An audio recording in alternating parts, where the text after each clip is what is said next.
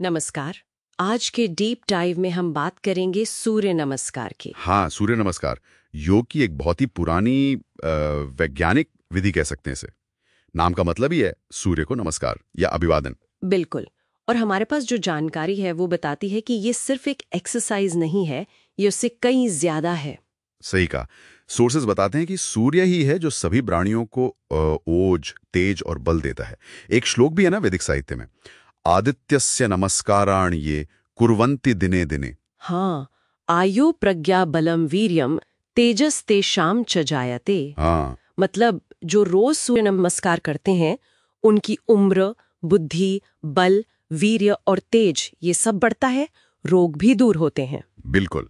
और एक जरूरी बात यह है कि ये किसी धर्म या जाति से बंधा हुआ नहीं है। जैसे सूरज सबका है, वैसे ही ये अभ्यास भी। ये बहुत अच्छी बात है। तो इसकी बनावट क्या है? ये है क्या असल में? ये ना शरीर, मन और श्वास तीनों का तालमेल है। 12 स्टेप्स है और इसमें 7 आसन हैं जो रिपीट होते हैं। अच्छा, 12 स्टेप्स में 7 आसन दोहराए जाते हैं, तो ये एक फ्लो जैसा हुआ। हाँ, बिल्कुल, एक फ्लो है। और हर स्टेप मतलब हर आसन सांस लेने और छोड़ने की एक खास लय से जुड़ा है। पूरक, रेचक जिसे कहते हैं। कभी कभी मंत्र और चक्र पर ध्यान भी होता है। जैसे पहला स्टेप प्रणामासन।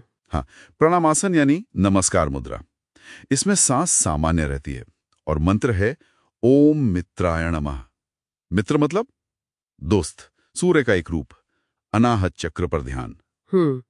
तो ये सिर्फ फिजिकल मूवमेंट नहीं है, पूरी अवेयरनेस चाहिए। चलिए इसका जो मुख्य फ्लो है उसे थोड़ा समझें। हाँ, तो प्रणामासन से शुरू करते हैं। फिर सांस भरते हुए पीछे झुकना, वो है हस्तोत्थानासन। ओके। फिर सांस छोड़ते हुए आगे झुकना, पादहस्तासन, हाथ पैरों के पास। सही। इसके बाद आता है अश्व संचालनासन। एक पैर पीछे ले जाते हैं, घुटना जमीन पर और ऊपर देखते हैं। इसमें सांस भरते हैं। फिर दोनों पैर पीछे। हाँ, दोनों पैर पीछे ले जाकर शरीर को जैसे एक पर्वत की तरह बना लेते हैं, उल्टा वी जैसा। ये पर्वतासन है, इसमें सांस छोड़ते हैं। और फिर वो एक स्टेप आता है जिसमें शरीर के 8 अंग जमीन पर होते हैं। अष्टांग नमस्कार। बिल्कुल। इसमें 8 अंग जमीन को छूते हैं। ये तो का यूनिक स्टेप है। फिर सांस भरते हुए छाती ऊपर उठाते हैं, भुजंगासन, कोबरा पोज। हाँ, फिर वापस पर्वतासन में जाते हैं। फिर दूसरा पैर आगे लाते हैं अश्व संचालनासन के लिए। फिर पादहस्तासन और फिर सांस भरते हुए उठकर पीछे झुकते हुए हस्तोत्थानासन और आखिर में वापस प्रणामासन। ये हुआ एक राउंड। अच्छा, ये पूरा एक चक्र हो गया। तो शुरू में कितने करने चाहिए? आमतौर पर सलाह दी जाती है कि शुरू में 3 राउंड करें। धीरे धीरे बढ़ा सकते हैं और इससे ना वार्म अप के तौर पर बहुत अच्छा माना जाता है, मतलब सूक्ष्म व्यायाम के बाद और मुख्य आसनों से पहले। ठीक है, पर कुछ सावधानियां भी जरूर होंगी। इसे करने से पहले क्या ध्यान रखना चाहिए? हाँ, ये बहुत जरूरी पॉइंट है।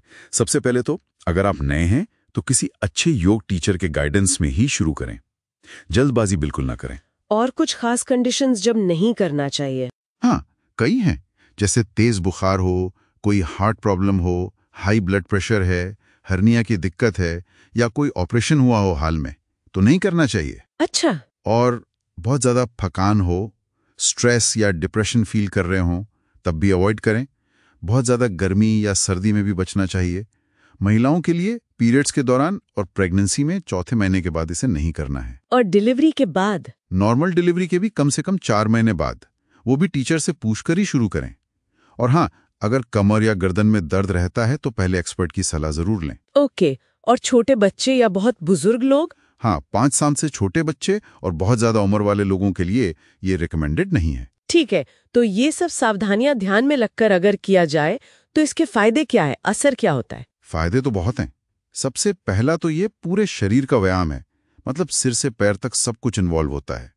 जॉइंट्स और मसल्स में फ्लेक्सिबिलिटी आती है, शरीर सुडौल बनता है और मानसिक स्तर पर शरीर और मन में बैलेंस लाता है।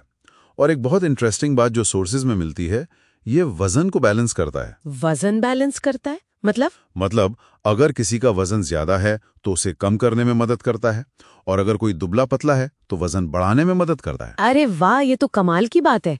एक ही अभ्यास अलग अलग जरूरत के हिसाब से काम करता है। बिल्कुल, ये शरीर की अपनी इंटेलिजेंस को दिखाता है। इसके अलावा बच्चों की हाइट बढ़ाने में मददगार है, ब्लड सर्कुलेशन बेहतर होता है, डाइजेशन स्ट्रांग होता है, वो जठराग्नि प्रदीप्त होती है ऐसा कहते हैं। इम्यूनिटी रोग प्रतिरोधक क्षमता। हाँ, वो भी बढ़ती है। और ओवरऑल ओज, तेज, बल, हिम्मत, कॉन्फिडेंस, इन सब में बढ़ोतरी होती है। तो कुल मिलाकर देखें तो सूर्य नमस्कार एक कंप्लीट पैकेज है, होलिस्टिक है, वैज्ञानिक है, सबके लिए है, और इसके फायदे शारीरिक और मानसिक दोनों हैं। बस सावधानी से नियमों के साथ करना जरूरी है। एकदम सही। ये सिर्फ कसरत नहीं है, ये शरीर, मन और सांस का एक गहरा जुड़ाव है, एक इंटीग्रेशन है। बिल्कुल। और अब इस डीप डाइव के आखिर में एक सवाल सोचने के लिए छोड़ जाते हैं। जैसा अभी हमने डिस्कस किया कि सूर्य नमस्कार वजन को संतुलित करता है, मोटे को पतला और पतले को मोटा कर सकता है। एक ही अभ्यास किसी व्यक्ति की उस समय की जरूरत के हिसाब से इतने अलग, बल्कि कहिए विपरीत नतीजे कैसे दे पाता है। ये हमारे शरीर की अपनी जो अंदरूनी समझ है, उसकी जो बुद्धि है, उसके बारे में क्या बताता है, खासकर तब जब उसे इस तरह के अभ्यासों का साथ मिलता है। सोचिएगा जरूर।